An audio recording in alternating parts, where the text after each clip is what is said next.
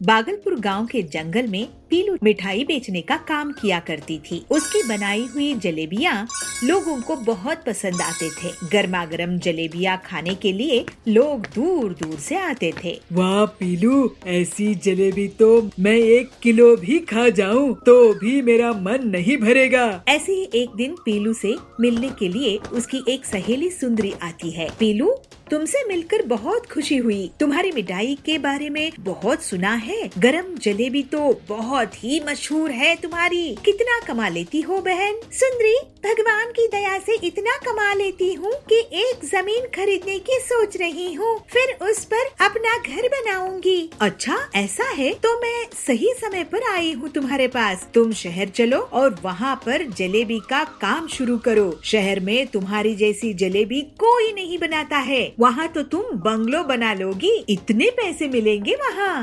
अरे नहीं, शहर तो क्या, मैं तो दूसरे गांव भी नहीं जाऊंगी, वहाँ बहुत खर्चा आता है। अरे तुम चिंता क्यों करती हो बहन, मैं हूँ ना। मेरे शहर में करोड़ों का कारोबार है, पूरा शहर मुझे जानता है। तुम मुझे अपनी दुकान के लिए पैसे दो, मैं तुम्हारे लिए वहाँ व्यवस्था कर दूंगी। फिर तुम वहाँ आकर जलेबियाँ बनाना, लोगों की लाइन लग जाएगी। इसके बाद पीलू अपनी पूरी कमाई सुंदरी को दे देती है और शहर जाने के सपने देखने लगती है। एक हफ्ते के बाद पीलू शहर जाती है। पीलू सुंदरी को फोन करती है, लेकिन सुंदरी फोन नहीं उठाती है। ऐसे ही एक हफ्ते और बीत जाता है, लेकिन पीलू को सुंदरी का कोई पता नहीं चलता है। सुंदरी मेरी बचपन की सहेली है, मैंने उस पर भरोसा करके अपनी पूरी कमाई दी थी, मुझे उसने धोखा दी है। पीलू ये सोचकर रोने लगती है, लेकिन फिर जल्दी ही अपने दुख से उभर जाती है। तुम मुझसे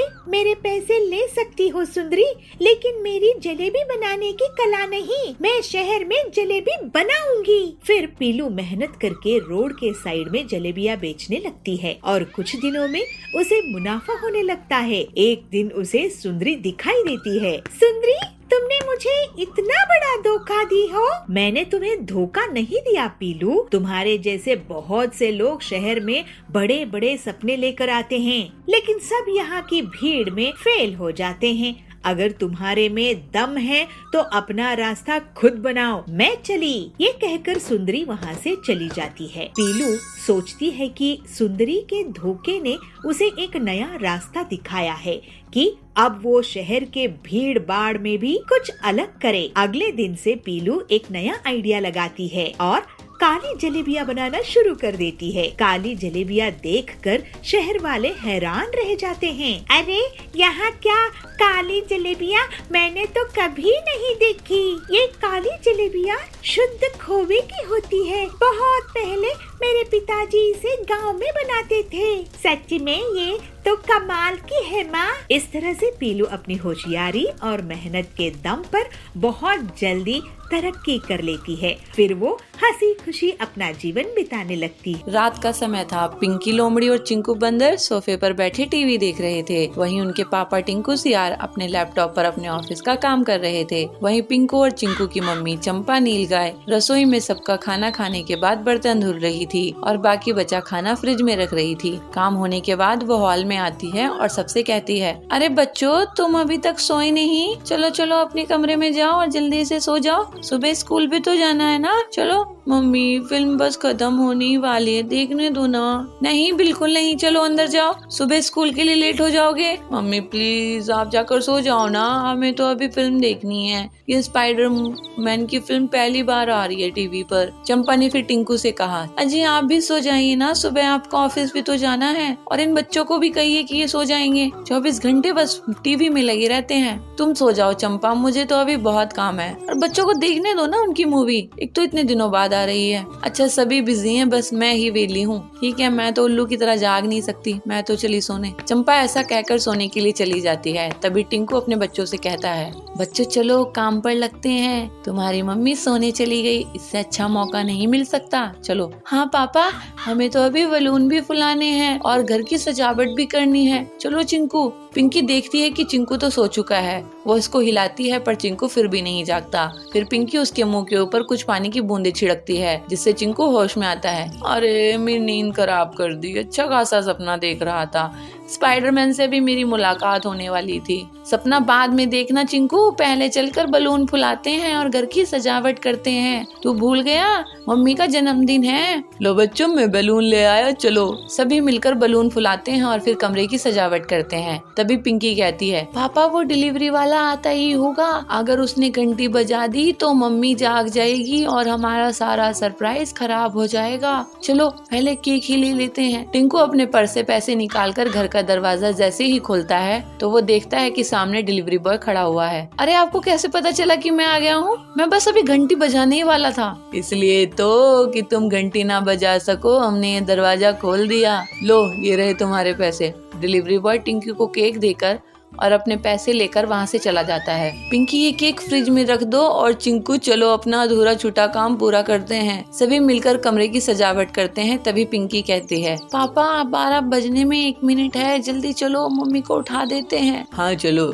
सभी केक लेकर मम्मी के कमरे में जाते हैं और सभी एक साथ कहते हैं, happy birthday to you, happy birthday to you. ये सुनकर मम्मी नींद से जाग जाती है। अरे मेरे बच्चों, तुम्हें याद था कि मेरा जन्मदिन है? और क्या मम्मी, आप हमारा इतना ख्याल रखते हो, हम आपका जन्मदिन भी नहीं याद रख सकते? मम्मी बच्चों को गले लगा लेती है और फिर टिंकू कहता है, अरे भाग्यवान, केक भी काटो और चलो तुम्हारे लिए एक सरप्राइज है। टिंकू और बच्चे मम्मी को एक कमरे में लेकर जाते हैं जहाँ उन्होंने वो सजावट की थी, जिसे देख मम्मी बहुत खुश हो जाती है और फिर केक काटती है और एक एक करके अपने बच्चों और पति का मुंह मीठा करवाती है। मम्मी आपके लिए एक और सरप्राइज है। क्या सरप्राइज बच्चों? कल नाना नानी भी आ रहे हैं आपका जन्मदिन मनाने। सच में? अरे बच्चों, तुमने सारा सरप्राइज खराब कर दिया। ये बात बतानी थोड़ी थी, ये तो राज रखनी थी। कल जब नाना नानी आते तब मम्मी को देखते कितनी खुश हो जाती। अब बता दिया तो बता दिया, जाने दो ना। अगले दिन मम्मी के माँ बापा भी गांव से आ जाते हैं और मम्मी उनके साथ अपना पूरा दिन बिताती है और इस बार का जन्मदिन बहुत ही खुशहाली से मनाती है। बहुत समय पहले की बात है। चिंटू नाम का एक खरगोश अपने मम्मी पापा के साथ रहता था। चिंटू के मम्मी पापा बहुत ही गरीब थे। वो जैसे तैसे चिंटू को पढ़ा रहे थे। चिंटू तीसरी क्लास में पढ़ता था। उसको पढ़ना तो बहुत अच्छा लगता था। साथ ही उसको रंग बिरंगी पेंसिल और रबड़ भी बहुत अच्छी लगती थी। वो जब भी किसी के पास नई पेंसिल या रबड़ देखता तो उसका मन वैसी ही चीज लेने का करता और वो अपनी मम्मी पापा से वैसे ही पेंसिल लेने की जिद करता। पापा पापा, मुझे एक नई पेंसिल लेकर दो ना। राहुल के पास आज मैंने एक हरे रंग की पेंसिल देखी, मुझे भी वैसी ही पेंसिल चाहिए, दिलवाओ ना पापा। बेटे, राहुल के पापा का अपना काम है, मैं तो एक छोटा सा क्लर्क हूँ। मैं तुझे रोहन की जैसी महंगी महंगी पेंसिल नहीं दिला सकता। तेरे पास जो है तुझे उसी से काम करना होगा। लेकिन पापा, मेरा बहुत मन है। बेटे चिंटू, समझा करो, पापा की सैलरी ज्यादा नहीं है। वैसे ही तुम्हारे स्कूल की फीस का समय आ गया है, हमें वो भी तो देनी है। चिंटू समझ जाता है और उसके बाद से कभी जिद नहीं करता। लेकिन उसके मन में अब भी कहीं ना कहीं इस ख्वाहिश थी कि उसको एक दिन रंग बिरंगी पेंसिल और रबड़ जरूर मिलेगी। ऐसे ही एक दिन जब वह स्कूल से घर आ रहा था तो रास्ते में उसे कुछ रंग बिरंगी पेंसिल और रबड़ पड़ी दिखाई दी। उन्हें देख चिंटू के चेहरे पर खुशी आ गई। अरे वाह, कितनी सुंदर पेंसिल और रबड़ हैं। ऐसा कहकर उसने सभी को उठा लिया। इनमें से तो बहुत अच्छी खुशबू आ रही है, पर ये किसकी है? चिंटू ने अपने आसपास देखा, वहाँ कोई भी नजर नहीं आ रहा था।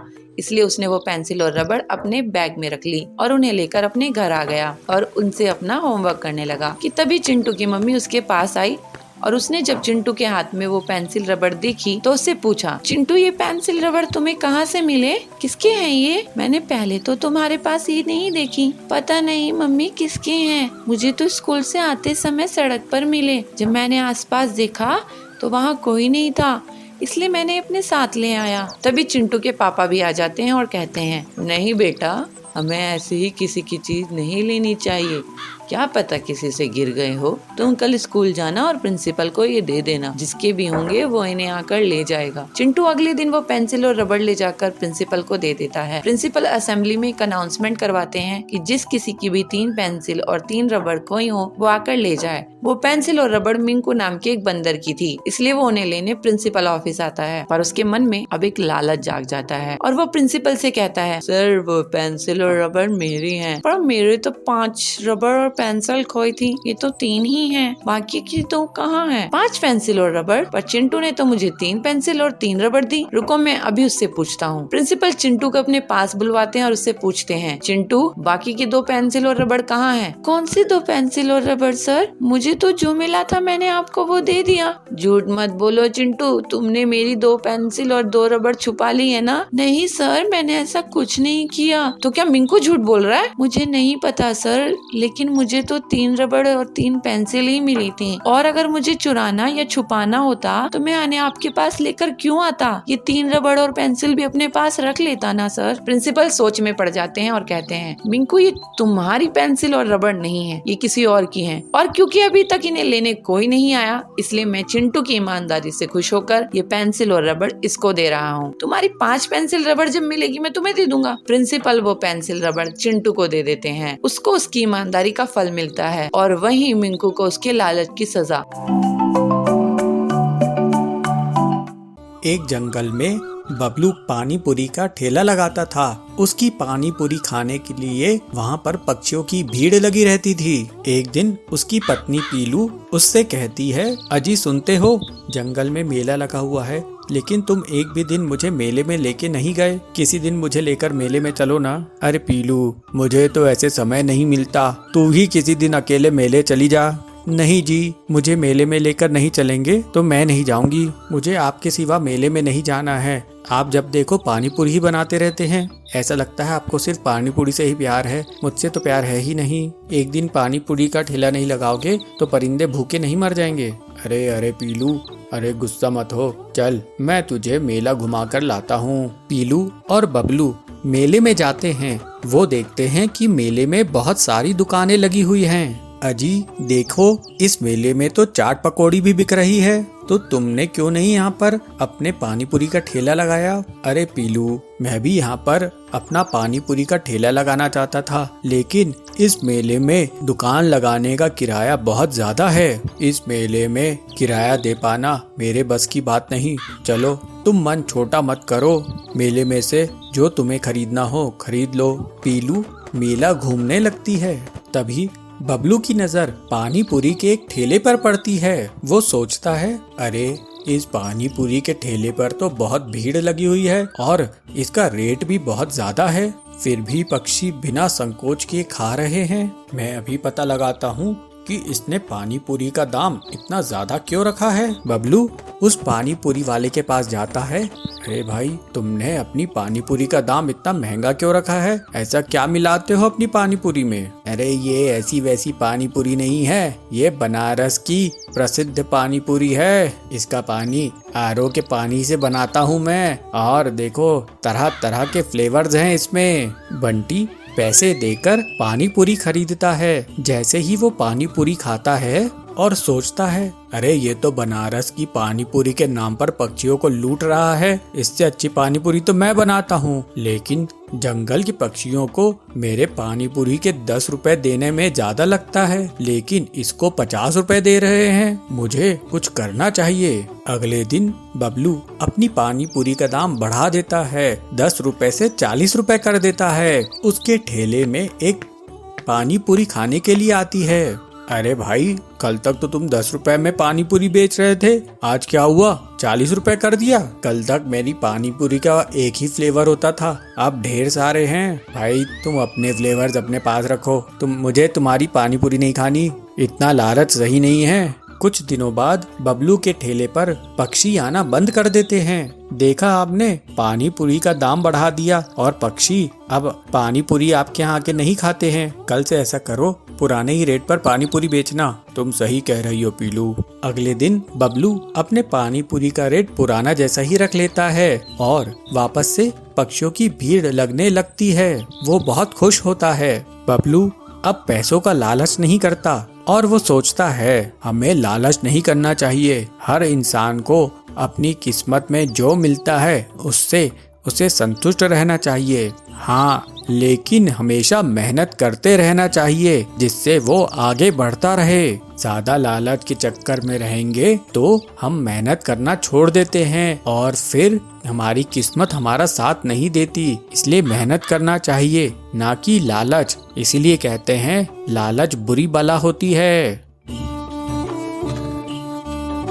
बहुत समय पहले नंदन वन में पीलू और लवली नाम की दो बहनें रहा करती थी। समय बीतने पर दोनों बहनें बड़ी हो गई और लवली की शादी एक अमीर पक्षी से होती है और पीलू की शादी एक गरीब पक्षी से होती है। शादी के कुछ महीनों बाद लवली अपनी बहन पीलू से मिलने के लिए आती है। पीलू उसको देखकर खुश हो जाती है। आओ दीदी, तुमने अपने आने की कोई खबर नहीं दी। अगर तुम बताती तो मैं बबलू को लेने के लिए भेज देती। पीलू, इसकी कोई जरूरत नहीं, मैं अपनी हवाई मोटर में आई हूँ। चल जल्दी से एसी ऑन कर, मुझे बहुत गर्मी लग रही है। दीदी, मेरे यहाँ एसी नहीं है और पंखा भी अभी नहीं चल रहा है क्योंकि सुबह से लाइट नहीं है। मैं आपको हाथ से ही हवा कर देती हूँ। पीलू, तुझे तो पता है मैं कितनी अमीर हूँ, मेरे हर कमरे में एसी लगा हुआ है। तेरी इतनी औकात कहाँ कि तू एसी खरीद सके। ये पैसे ले और एसी अपने घर में लगवा ले। दीदी, आप ये क्या कह रही हैं? हम लोगों को एसी की कोई जरूरत नहीं है। पीलू, मैं तो सोची थी कि मैं तेरे घर 4 दिन रुकूंगी, लेकिन अब लगता है मैं एक दिन भी यहाँ नहीं रह पाऊंगी। इस गर्मी में तो मेरा दम ही घुट जाएगा। शाम को मैं अपने घर वापस लौट जाऊंगी। जैसी तुम्हारी मर्जी दीदी। पीलू उसे खाना खिलाने के लिए किचन में लेके जाती है। चलो दीदी, अब खाना खा लो। लवली किचन में देखती है कि उसे जमीन में खाना परोसा गया है। पीलू, तुझे पता तो है मैं डाइनिंग टेबल में ही खाना खाती हूँ, मैं जमीन पे बैठ के खाना नहीं खाती। मेरे घर बड़ी सी डाइनिंग टेबल है, तू मेरे कभी घर आना और डाइनिंग टेबल पर खाना खा कर देखना, कितना मजा आता है डाइनिंग टेबल में खाना खाने का। पीलू, मुझसे तेरी हालत देखी नहीं जाती। तू कहे तेरे जीजा जी से बबलू जी के लिए उनके ही ऑफिस में बात करूं मैं। वहाँ ऊपरी कमाई बहुत होती है, जल्दी तू भी मेरी तरह अमीर हो जाएगी। नहीं दीदी, हम लोगों के लिए ईमानदारी की 2 सूखी रोटियां ही अच्छी है, हमें ऊपरी कमाई नहीं चाहिए। पीलू की बात सुनकर लवली हैरान हो जाती है और वो थोड़ा गुस्सा हो जाती है। कहती है, पीलू, मुझे तेरी यही बात अच्छी नहीं लगती, लेकिन फिर भी सोचना, क्योंकि मैं तेरे भले के लिए कह रही थी। ठंडे दिमाग से सोचना, फिर मुझे बताना, मैं तेरे जीजा जी से तेरे पति के काम के लिए बात करूंगी। इतना कहकर लवली अपने हवाई मोटर में बैठकर चली जाती है। कुछ दिन ऐसे ही निकल जाते हैं और उसके बाद पीलू चिड़िया के पति का प्रमोशन हो जाता है। उसकी आमदनी बढ़ जाती है। अब पीलू को कोई भी चीज की कमी नहीं थी। कंपनी की तरफ से उन्हें एक शानदार घर भी मिलता है और एक हवाई मोटर भी मिलती है। पीलू खुशी खुशी अपना जीवन बिताने लगती है। वहीं दूसरी तरफ लवली का पति रिश्वत लेते हुए रंगे हाथों पकड़ा जाता है और गिरफ्तार हो जाता है। उनका बंगला, हवाई मोटर, एसी सब जब्त हो जाते हैं। इस बात का पता जब पीलू को चलता है तो वो अपनी बहन से मिलने के लिए जाती है। अपनी बहन से मिलकर पीलू कहती है, दीदी, जीजा जी की इस हालत की जिम्मेदार कहीं ना कहीं तुम भी हो। तुमने जीजा जी को कभी भी गलत काम करने से मना नहीं किया। तुम्हारे सर पर तो अमीरी का भूत सवार था। पीलू, मुझे माफ कर दे, मैं लालच में आकर सही गलत का फर्क करना भूल गई थी। तू किसी तरह मेरे पति को छुड़ाने में मेरी मदद कर। दीदी, आप चिंता मत करो, मैं अपने पति से जीजा जी को छुड़वाने में मदद करूंगी। तब तक तुम मेरे घर चलो, मेरे साथ रहो। अब तो मेरे घर में एसी भी लग चुका है, तुम्हें गर्मी भी नहीं लगेगी। पीलू, मजाक छोड़ो, अब मुझे गर्मी से कोई फर्क नहीं पड़ता। अब से मैं और मेरे पति ईमानदारी का जीवन जिएंगे। कुछ दिनों बाद पीलू चिड़िया के पति की मदद से लवली चिड़िया का पति जेल से रिहा हो जाता है। अब वे दोनों ईमानदारी की जिंदगी बिताने लगते हैं। एक घने जंगल में एक मंदिर के सामने पीलू भीख मांगा करती थी।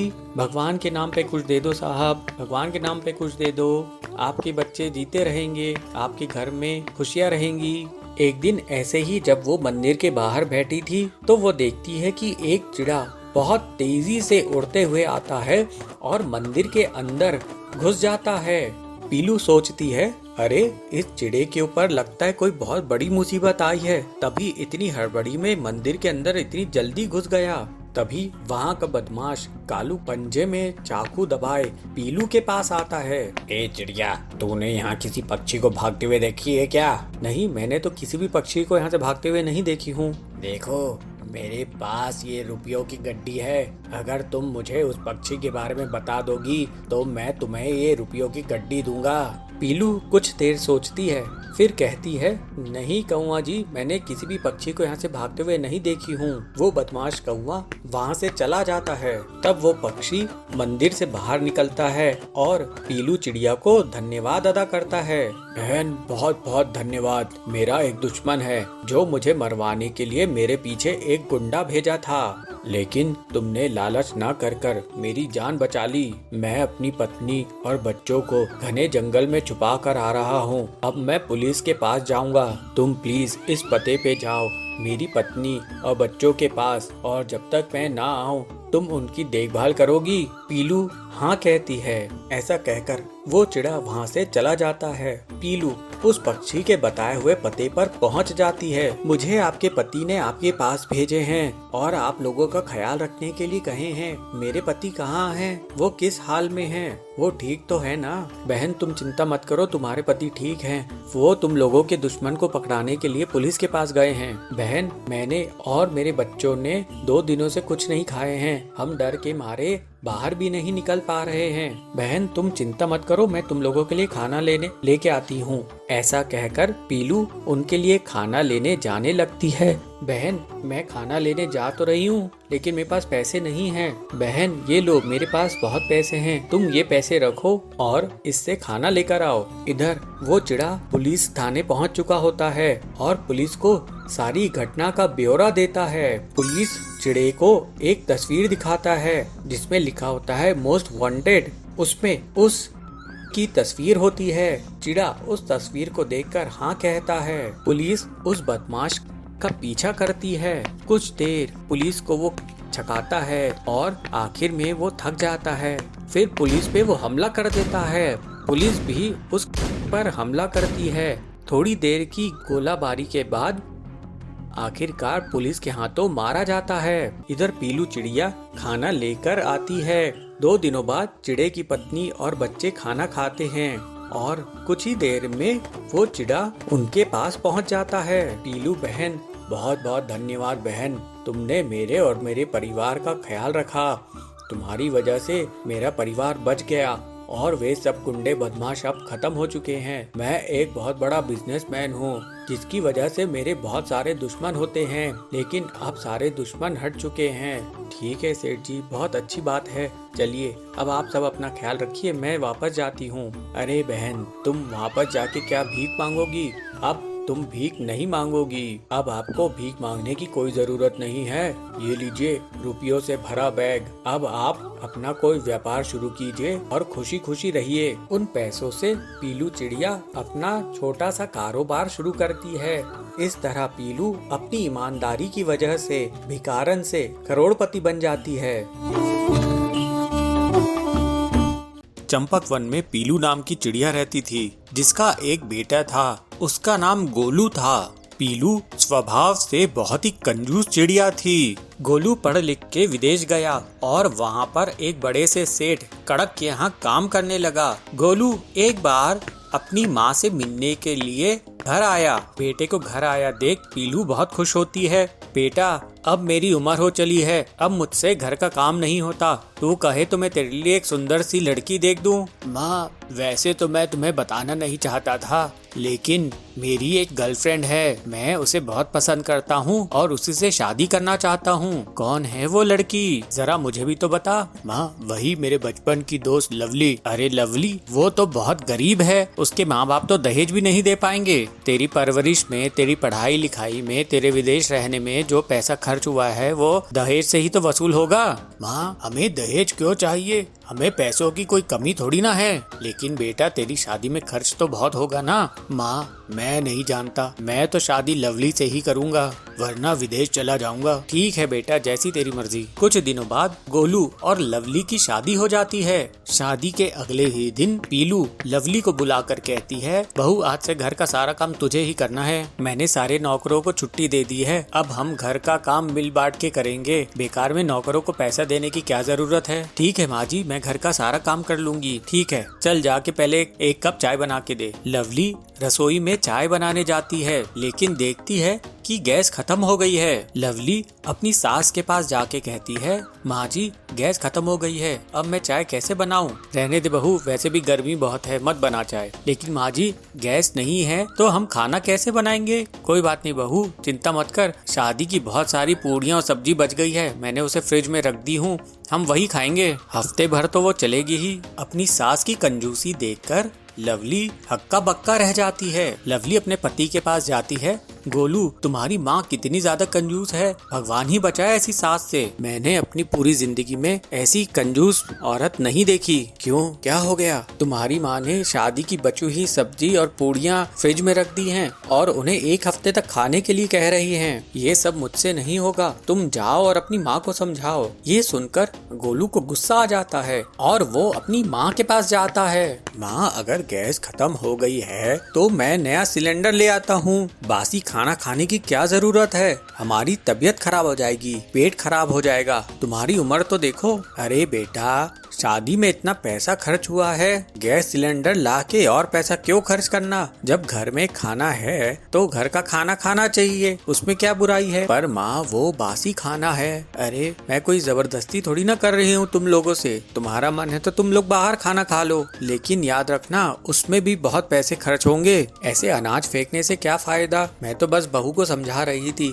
अगर तुम लोगों को मेरी बात समझ नहीं आती है तो तुम लोग के जो मन में आए करो। पीलू की जिद के आगे बेटे और बहू को झुकना पड़ता है और वे लोग बासी खाना खाते हैं। बासी खाना खाकर लवली की तबीयत खराब हो ही जाती है, उसे उल्टियाँ होने लगती है। गोलू डॉक्टर को बुलाने के लिए निकलने ही वाला होता है। अरे बेटा, डॉक्टर को बुलाने की क्या जरूरत है, लगता है बहू माँ बनने वाली है। गोलू फिर से गुस्सा हो जाता है और अपनी माँ से कहता है, माँ तुम क्या बात कर रही हो, मैं तो डॉक्टर को बुला के ही रहूंगा, अब मैं तुम्हारी एक नहीं सुनूंगा। तुम्हारी कंजूसी के कारण लवली की जान पे बनाई है, अब तुम्हारी कंजूसी नहीं चलेगी। गोलू बुलबुल डॉक्टर को घर लेके आता है। बुलबुल डॉक्टर लवली का चेकअप करता है और कहता है, गोलू जी आपकी पत्नी को फूड पॉइजनिंग हुई है, अगर ज्यादा देरी होती तो इनकी जान भी जा सकती थी। गोलू अपनी माँ से कहता है, देखा माँ, मैं कहता था ना तुम्हारी कंजूसी के कारण लवली की जान पे बन आएगी, अगर समय रहते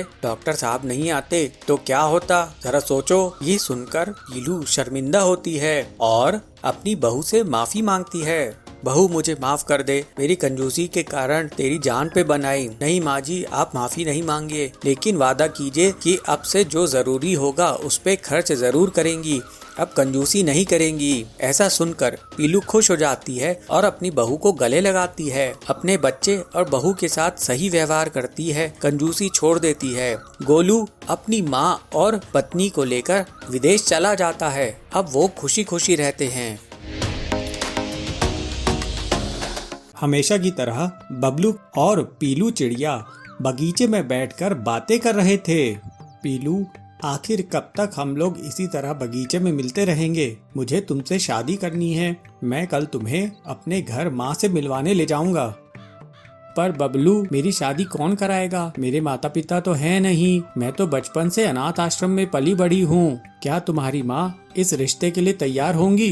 पीलू, तुम इस बात की फिक्र मत करो, मेरी माँ बहुत समझदार हैं, वो मुझे बहुत चाहती हैं, वो जरूर तुम्हें अपनाएंगी। अगले दिन बबलू कबूतर पीलू चिड़िया को अपनी माँ से मिलवाता है। पीलू को देखकर बबलू का भाई उससे पूछता है, भैया ये चिड़िया कौन है, इन्हें यहाँ क्यों लाए हो? हाँ बेटा, ये चिड़िया कौन है और तू इसे घर में क्यों लाया है? माँ, ये पीलू है, मैं इसे बहुत पसंद करता हूँ और मैं इससे शादी करना चाहता हूँ। बेटा, तुम्हारे माता पिता कहाँ हैं? मुझे उनसे मिलवाओ, मैं उनसे तुम्हारी शादी की बात करूँगी।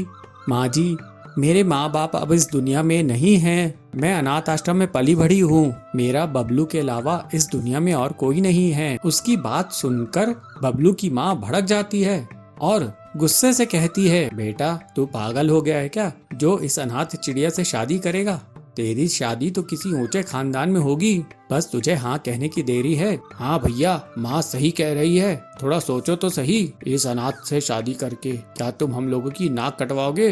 भैया, अगर आपने इससे शादी कर ली तो मेरी शादी में भी परेशानी होगी। ऐसा सुनकर पीलू चिड़िया वहाँ से चली जाती है। ऐसे बहुत दिन गुजर जाते हैं।